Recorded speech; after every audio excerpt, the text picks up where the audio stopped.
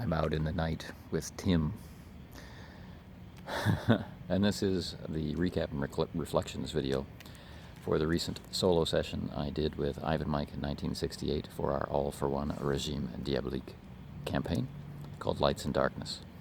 All for One Regime Diabolique is a supernaturally inspired swashbuckling horror game produced by Triple Ace Games using the Ubiquity role-playing system, as pretty much anybody who's watching this channel should know. And if you don't know, you soon will. And our campaign's been going for a while, and we run it with multiple GMs. And after you've run a session, then the next GM runs a solo session for you. So this is my second solo session, and very different from the first. The first was run by Francois Letarte, JDRD30 on YouTube. And it was, let's say, an exploration of the tragedy, the family tragedy framed by the character creation decisions that I made, such as being hunted by my own family and having a vow of revenge against the people who now claim all the titles and hold all the land in the family. This is one of those deep-seated, tragic, kind of French stories inspired by some of the background situations in The Three Musketeers by Alexandre Dumas. So, this solo session, I felt, looked more at the daily life of Martin. From the perspective of a recap, it took off right where the last group session ended. So we have an uncomfortable connection to some kind of supernatural entity, a vampire, who also has a vow of revenge, this one against a mutual enemy of ours, a satanic cult known as Le Dragon Rouge, the Red Dragon. And that secret occult organization, we believe, was behind an assassination attempt conducted inside the King's Palace, which is, of course, the purview of the Musketeers to protect. So this is all very, very important stuff. So with this uneasy alliance on his mind, the session pretty much opens up with him going to a priest that they have come to favor and to talk to him about what to do about vampires.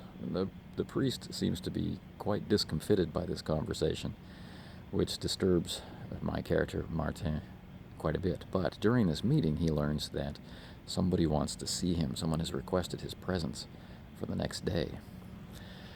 And, well, that's disturbing. And so, with nothing else to do, he decides to go back, contemplate his religious and magical studies further, study these secret documents that we've been handed by our undesired vampiric semi-ally, and try and figure things out. But before any of that can happen, there's a knock at the door, and it's someone requesting his presence. It seems like a lot of people are interested in talking to poor Martin these days, because not only is there this knock at the door, but there's a guest helping himself to his meager supplies, as although Martin raised a fairly high noble, is now living a fairly ignoble life, and a very stoic and Spartan one at that. So the guest is none other than the noble Aramis's lackey, and he and Claude, my lackey, are clearly cooking something up. Past conversation with Aramis about the real way for Martin to accomplish his goals is to get married seems to be being cooked up between the two. They're matchmaking now. So this is, discomforting all on its own. But, as I said, there's this knock at the door, and there's a young gentleman there saying, would you please come with me? And he's bearing a note, and this note has Martin's real name, because Martin doesn't adventure among the musketeers under his real name, of course, because very powerful people are out to kill him. So, that's important. So he slips the note to Claude, who is the finder of secrets, and modeled partly on Tim here. And we follow the young man, Martin does. And, of course, this is a very suspicious situation, and no one in their right mind would think that it's a safe situation. But Martin follows the young man into the warehouse district off to the north part of the city, and, is like, all right, what's really going on? And he's instructed to go in to the warehouse. It's all dark in there, and find out what's going on if he's interested. This young person who has fetched him clearly knows nothing. But as they approach the warehouse, he sees that, there are observers on rooftops, and so he takes himself up to the rooftops to check them out, but they flee. So, lacking no other means of figuring out what's going on, and, being courageous, he goes in to the warehouse, and he has a very curious conversation with a character we've met a few times before, whose name is Isaac.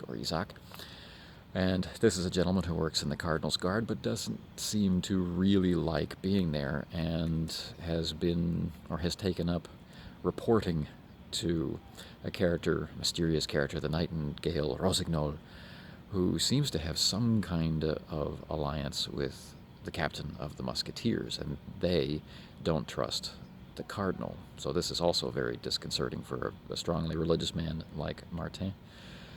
So, what he discovers from Isaac is that Isaac's secret notes on all the movers and shakers in society have been taken, and so Martin quickly puts two and two together and decides for himself that he'll make sure that Isaac gets these notes back once he's had a chance to make a copy. But before anything can really happen between the two of them, assassins burst in, which is awesome, in a Three Musketeers kind of motif, so we were waiting for it, and it was a lot of fun. Rarely has Martin been able to show what he can actually do. He's suffered from some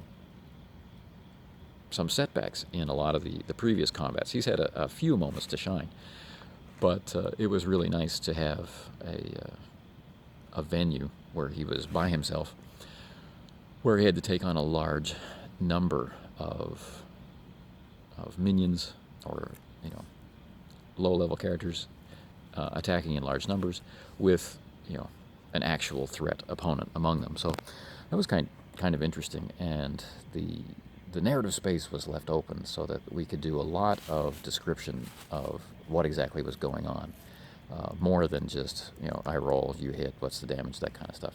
And one thing that was fun about it is that we were both so relaxed. It was really late for Ivan. It was kind of early for me. And it was like the first day of vacation for me. So there was a very relaxed vibe to it. And we're very comfortable with the setting. And, of course, we're very comfortable with the system. So we did just kind of talk about dice. And we did talk about the numbers. But then we went into the description that we both like. And so the session had a pretty nice flow. There were clear breaks between out of character and in character, and there was a lot of attention paid to the description, and it was a fun location for a battle. It's inside a warehouse. There's crates and there's barrels and there's things hanging from the ceiling. There's including hanging cheese. So we made great use of all of that and had a great time committing mass murder, really, or mass murder in self-defense. And so this leads to Isaac being wounded, and Martin, fortunately, has trained in medicine for mostly nefarious purposes, but could put it to good use in this case and save the man's life. And one of the assassins, Martin spared in order to intimidate and drive home the point that you do not take out assassination agreements against musketeers. That's insanity, as I am among the weaker of the musketeers, and look at all these dead people. So that was fun to do, a little bit of intimidation, and so I compelled the man to carry Isaac to a full-time doctor's care, and It's a little intrigue to make sure that the captain of the Musketeers knows about Isaac and will make sure that he stays safe. Well, then what's going to happen? We have a long section with magic. Hours and hours pass, making sure that Martin is magically protected, because as you can see, he leads a very dangerous life, but this takes a huge toll on him in terms of time and effort and secrecy, and so he's cut off from a lot of the camaraderie of the Musketeers. He gets cornered by Claude to agree to a meeting for, a potential marriage contract, and he agrees to, meet the mysterious stranger at the church the next morning. So, exhausted, he forgoes his magical preparations and turns in, gets a good night's sleep for once, and shows up early at the church the next day and discovers that the mysterious person who wants to meet him is an emissary from his uncle. His uncle is the one who trained him in magic and ensured that he was on the side of light instead of the evil side that his family members have chosen to take. And his uncle wants him to give up his quest for revenge and return to Rome and enter the church. It's a very, very strong pull on Martin. But at the same time, he's already crossed that bridge. And he instead tries to persuade the emissary to work with him, to train him, to prepare him better for his fight, so that it can be more successful and do less harm. And some successes were made. So we're at an impasse. The emissary will stay and watch, and the emissary has given up a grimoire, a way for Martin to learn more about magic and work his magic more comfortably and more ably. So that's fantastic. So then, there was nothing left to do but try to use the magic. But before that could happen, of course, we needed to visit an injured friend. The lackey of Francois's character, Briscourt, is in a hard way, having been used as bait and used as force against the group. So we're wondering, is she going to transform into a vampire? Is she going to perish? What's going to happen with her? So Martin has been visiting her daily and attending her as her physician. He checks on her and weaves spells of protection around her, which is again exhausting. And then he has to ride off with Claude for this meeting to see if these two houses can be brought together in matrimony. That was a very curious meeting, as the woman herself seems quite noble, quite interesting, quite intelligent, a good match for Martin, probably. And yet the circumstances of her household, a mysteriously dead husband, an overly domineering major domo, there's something strange afoot there. Perhaps this is just another lure, another trap. Something will have to be investigated. And so, that is a basic recap of events. Lots of violence and lots of intrigue, which sums up a day in the life of Martin Martel very, very well. Ivan and I had a great time. We laughed a lot, role-played a lot, rolled dice a little, and when we did, it was dramatic and character-appropriate. And I just had a fun and relaxing time. It felt like getting to play Ubiquity and not having to teach it, not having to explain it, just play it. And this was one of the more comfortable outings I've had in the skin of Martin Martel. I felt like I've hit wrong notes in the past with his portraying him as a noble. His archetype is noble, so he really does need to be aloof and arrogant and think he's of a different breed than the common man, and we haven't really seen that. And this time we did. And that was nice. And I rarely get to describe the magic because we're so pressed for time, but this time I did. And I have never really gotten to describe the combat, and this time I did. So Ivan being able to facilitate all of those in a solo session for me was fantastic.